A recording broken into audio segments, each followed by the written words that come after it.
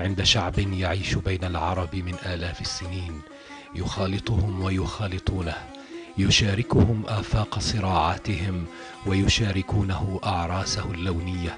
فلم تنفصل قضية الشعبين عن لحمتها يوما. حين كانت تحصى الهمسات في سوريا حافظ الأسد، كان التعبير يذهب إلى شيفان، صوت الكرد من جبال أرارات وطروس.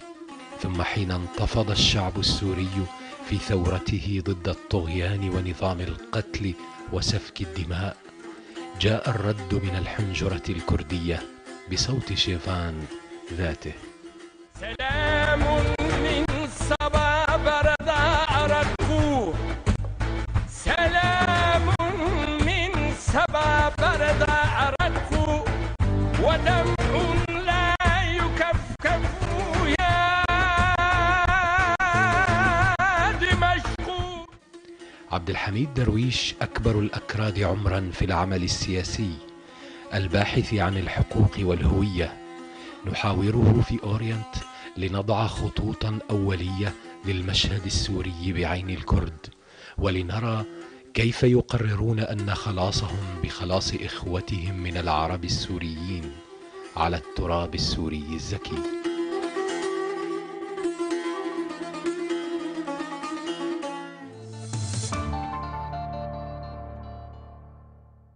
أهلا بكم إلى هذا اللقاء مع الأستاذ عبد الحميد درويش. أستاذ عبد الحميد، أنت سكرتير الحزب الديمقراطي التقدمي الكردي في سوريا. كان للحراك الكردي في سوريا مسيرة طويلة جدا ومعقدة وربما متشابكة مع تطور العهود السورية. ممكن تحكي لنا عن كيف كانوا عايشين الكراد في سوريا في الوقت الذي أنت سميت في سوريا واحة للديمقراطية في فترة ما؟ في عام 1954 انتقلت إلى دمشق للدراسة الإعدادية، الصف الأخير من الإعدادية يعني بروفي. سجلت في مدرسة اسمها البطركية للروم الكاثوليك. عندها طبعا دمشق كانت تعيش عصرا ذهبيا، عهد الحريات الديمقراطية والبرلمان الديمقراطي المنتخب بشكل نزيه جدا عام 1954 وحتى عام 1958. عندها اتصلت مع بعض الجماعات السياسية الكردية والعربية في دمشق. دمشق كانت عندها حركة، كلها حركة سياسية. قررنا أن نؤسس جمعية ثقافية كردية نظرا لوجود حرية كاملة للإنسان، يعني في بحثكم عن الهوية القومية. نعم. كان عثمان صبري وثلاثة آخرين من أولاد عمومتي، من أولاد عمي، نحن 4 كنا في دمشق. قررنا تأسيس هذه الجمعية وأسسناها. ثم بعد 2 قرر عثمان صبري أن يؤسس حزب سياسي. طرح علي هل أنا موافق أم لا؟ قلت أنا موافق. وكانت الأمور جدا طبيعية في سوريا، لم يكن هناك مخابرات، لم يكن هناك اضطهاد قومي، لم يكن هناك اضطهاد سياسي. قررنا تشكيل حزب سياسي أنا وإياه. ثم التحق بنا رجل آخر اسمه حمزة نويران. نعم. كان هذا أول حزب سياسي كردي؟ أول حزب سياسي في سوريا عام 1957. هو بالحقيقة كان 1956 بس لأسباب سياسية صار لعام 1957. في 14 حزيران 1957 تأسس هذا الحزب، والتحق بنا ناس آخرين من جبل الأكراد هم رشيد حمو، محمد علي خوجة، شوكت حنان، خليل محمد. ثم التحق بنا الدكتور نور الدين زازا، أحد أبرز السياسيين بتقديري بالشرق الأوسط، كان خريج لوزان سويسرا بعلم الاجتماع. ثم التحق بنا رجل آخر اسمه محمد عيسى. ثم التحق بنا الشاعر الكبير جقرخوين المعروف على نطاق الشرق الأوسط الكبد والعالم. الدامي. نعم، الكبد الدامي باللغة العربية. التحق بنا، أصبحنا 9 وتأسس هذا الحزب. ثم جاء عهد الوحدة 1900 بشباط 1958، عهد جمال عبد الناصر. حرمت الأحزاب، حلت الأحزاب السياسية بما فيها حزبنا كان سابقا غير معترف به، حزب غير قانوني.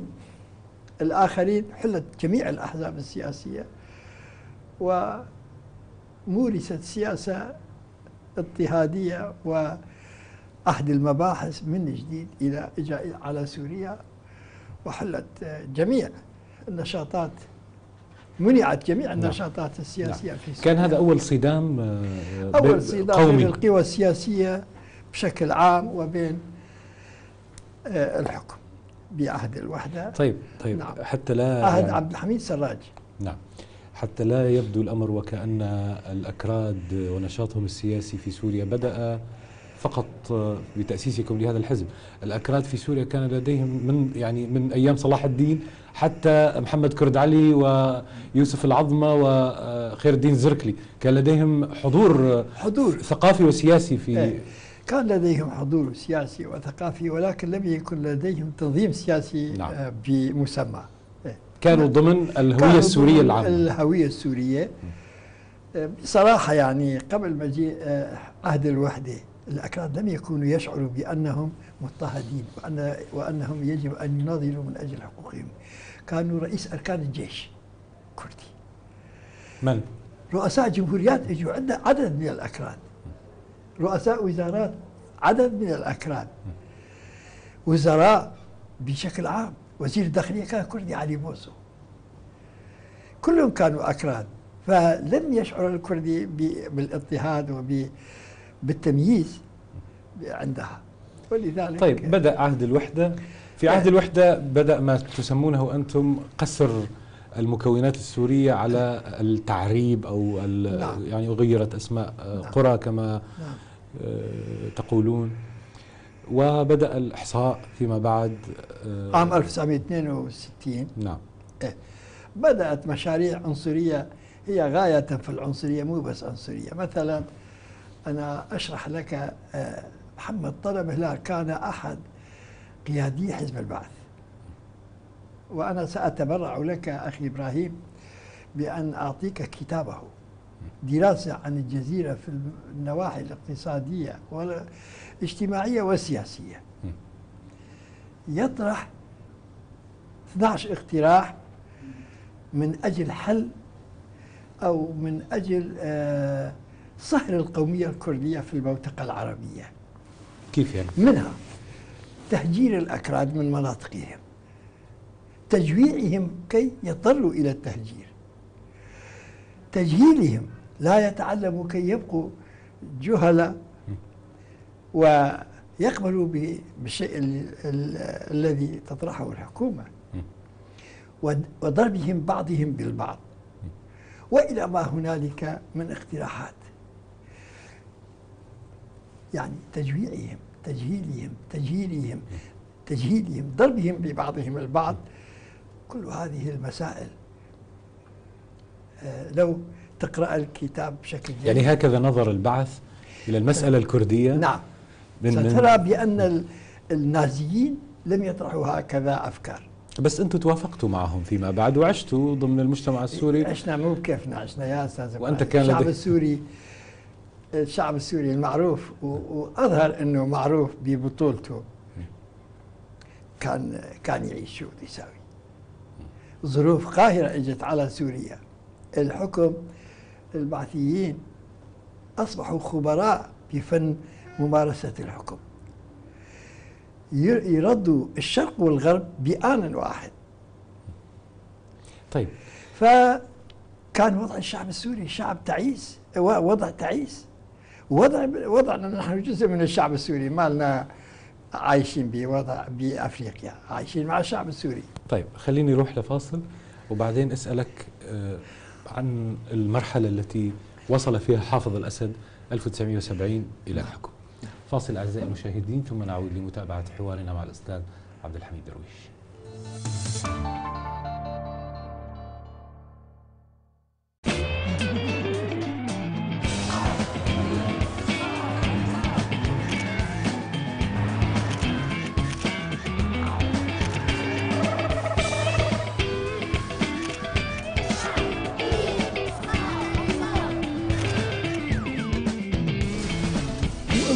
كوريا شعبي وبس.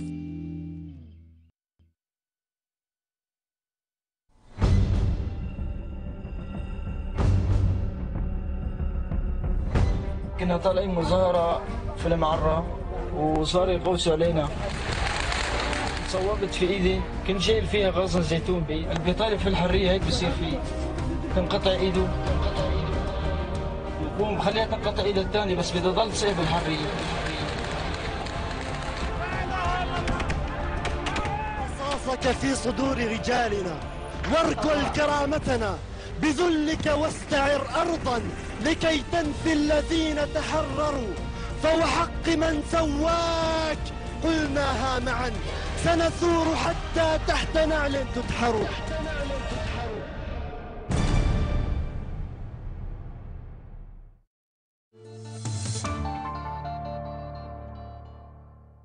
أهلا بكم من جديد.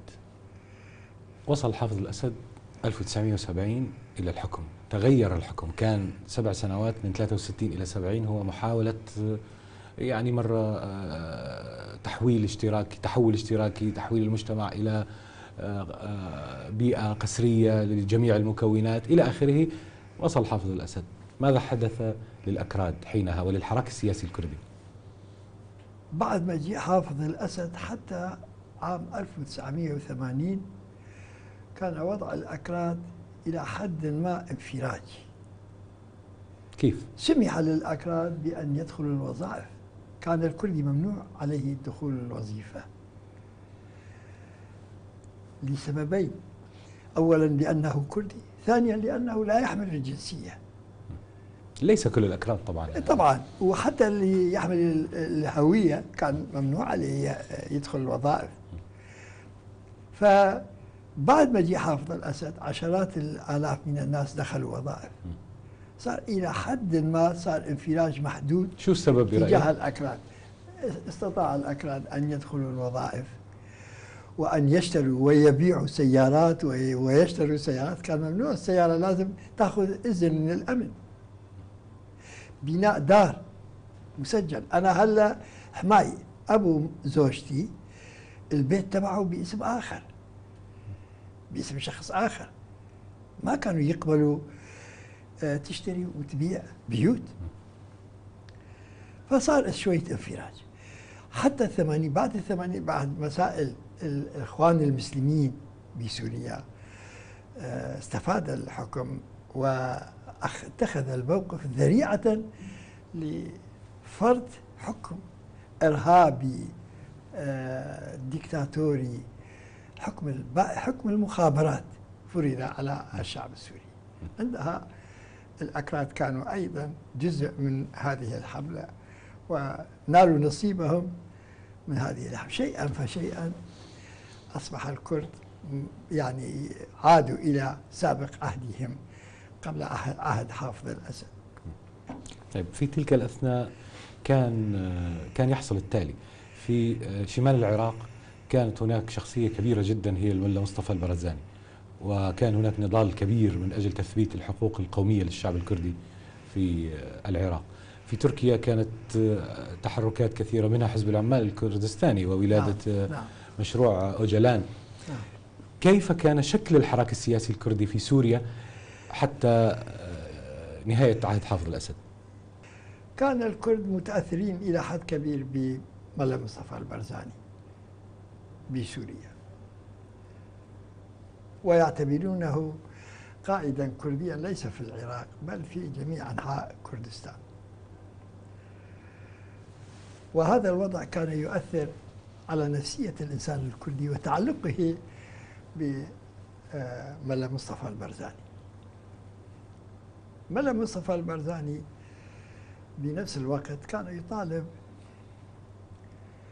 بالحكم الذاتي للأكراد في العراق. كانوا يتهموننا بأننا نعمل مع ملا مصطفى البرزاني، وملا مصطفى البرزاني هو عميل لإيران ولأمريكا. أود أن أقول لك حقيقة لا يعرفها إخواننا العرب. كنت ذات يوم أنا والشاعر جقرخوين جالسين عنده في غرفة ضيقة لا تتجاوز 12 مترا في قرية اسمها ديلمان بكردستان. ملا مصطفى البرزاني. نعم.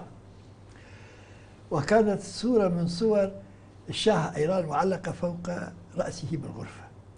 قلت له سيادة البرزاني أنا لم أعش مع هذا الشعب، أنت عانيت منه، يا دوب خلصت حالك ووصلت الاتحاد السوفيتي من أيدي هذا الرجل الدكتاتوري الغاشم. كيف تتعامل معه وتقيم معه علاقات؟ أحكيها لك للتاريخ. نعم. فكر إلى دقيقتين ثم قال إنني أعرفه، وشتم شتائم بذيئة، إنني أعرفه جيدا، ولكن يا عبد الحميد أنا ليس لدي أن أجلب كيلوين من الشاي، هيك عمل إيده، كيلوين من الشاي إلا عن طريق هذا الدكتاتور الحقير. ماذا أفعل؟ شاه إيران. يعني برزاني ما كان عميل لشاه إيران. الأكراد لم يكونوا عملاء لأحد، الأكراد طالبوا بحقوقهم القومية أخي العزيز، ولكن الأخوة في البلدان العربية للأسف الشديد أنا اعتقلت 11 مرة، في كل مرة أنت انفصالي وأنت تحاول سلخ جزء من سوريا. هذا الجزء لم ينسلخ ولم أكن انفصالي، وأنا أشرف على 80 سنة. يعني هم حتى الآن أنتم متهمون بأن لديكم مشروع انفصالي. هذا الأسلوب أنا برأيي هو أسلوب مخابراتي. إذا لم يتهمك بأنك كذا، ولم يتهمني بأنني انفصالي، ولم يتهم الآخرين بأنه كذا، أي حجة تتوفر له لاضطهاد الناس؟ برأيي حاليا الأكراد يجب أن يعيشوا كل في بلده إلى جانب القوميات الثانية، وأن يطالب ويناضل بحقوقه في هذا البلد، ويطور مسائله الثقافية والسياسية والاقتصادية في نفس البلد. موضوع تشكيل دولة كردية في الوقت الراهن أنا بتقديري غير مطروح لدى جميع الأحزاب الكردية، ولكن هذا لا يعني أن نطالب بحقوقه في سوريا. هل يمكن أن تشرح معنى الحقوق القومية للشعب الكردي في سوريا؟ الحقوق القومية للشعب الكردي أن لا أكون مضطهد أولا، وأن لا تكون هناك سياسات تمييزية. ليتك لو تعرف ماذا حصل بسوريا.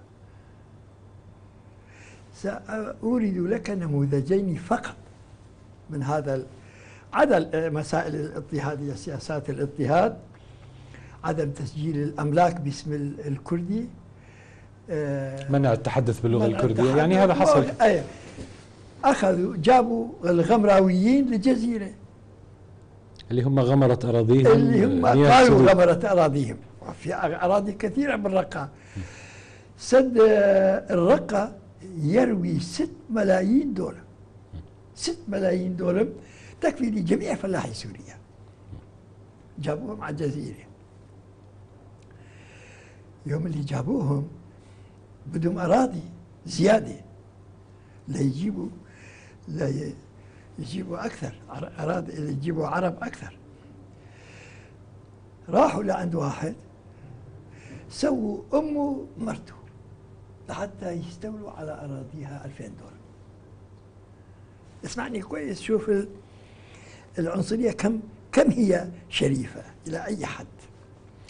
راح قال لهم يا أخي هاي أمي مو زوجتي، لأنه إذا أمه بدها تأخذ أراضي يعني حقها يكون لها 2000 دولار. نعم. هاي والدتي، هاي مو زوجتي. يا أخي ما بدي أراضي، ما بدي أراضيها، بس لا تساوي زوجتي والدتي زوجتي. تمت زوجته وأخذوا 2000 دولار. واحد